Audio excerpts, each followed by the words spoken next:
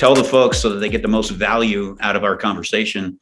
Tell the folks why it is important to have a licensed real estate agent, why that, and using, since your team. Yeah, that's a good question. Of course, every transaction, there's two sides. You've got a seller side and a buyer side, and there's some different reasons to use a realtor for each side. But if you're on the selling side, I can't tell you how common it is for homeowners that want to try and sell it on their own, and they leave money on the table, especially when you see a market the way it's been the last 2 years, where month to month prices have just been spiking. And I've represented a buyer, let's say on a home for sale by owner, where I had no allegiance or no loyalty to that seller. The buyer hired me, and we knew they underpriced it by $10 or $20 or $30,000. So if you're a seller, I'd say if for no other reason, using a realtor just to make sure you're not leaving money on the table.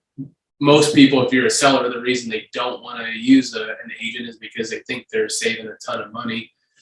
And there's a lot of times where, maybe we're making $10,000 or $12,000 on commission, but we can sell for an extra $15,000 or $20,000 or $10,000. So that's one reason. Don't leave any money on the table if you're a seller. And then there's just so many moving parts to a transaction, and there's so many times where if you're a seller, you don't know what you don't know. So me being in the business for almost 20 years, I can spot a problem or a red flag a mile away usually. So that helps me sift through all the quality buyers or maybe a trouble transaction before we even get through it. Where a homeowner, they might start negotiating with the buyer and get 2, 3, 4 weeks into a transaction, and then realize that this person, for one reason or another, can't actually buy it. So we're going to filter all the bad apples out of the bunch there as far as buyers go, and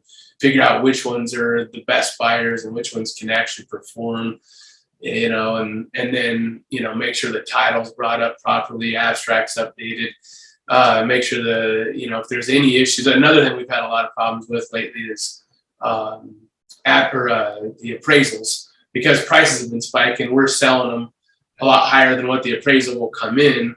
And if you're a for sale by owner and you're by yourself, the appraisal comes in low. Well, now you've got to probably renegotiate that sales price, and that means you're probably going to get less money in your pocket. Where those appraisers, they know if a realtor is on board, a listing agent like myself, they're going to call me and give me a chance to state my case on behalf of the seller. So that's another reason. Just from a legal perspective, there's a lot of pitfalls on the buyer or seller side that you can fall into that could be pretty costly.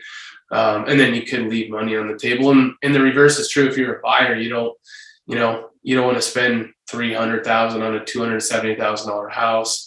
And then there's a lot of things. I'm always thinking in terms of resale. If I'm representing a buyer and they're looking at homes, and there's something about that house or the foundation or the neighborhood or the history of the house that's going to cause problems on the resale side, I either will know about it a lot of times, or I'll be able to find out about it, and I'll be able to tip my hat or steer those people or give them a tip on that.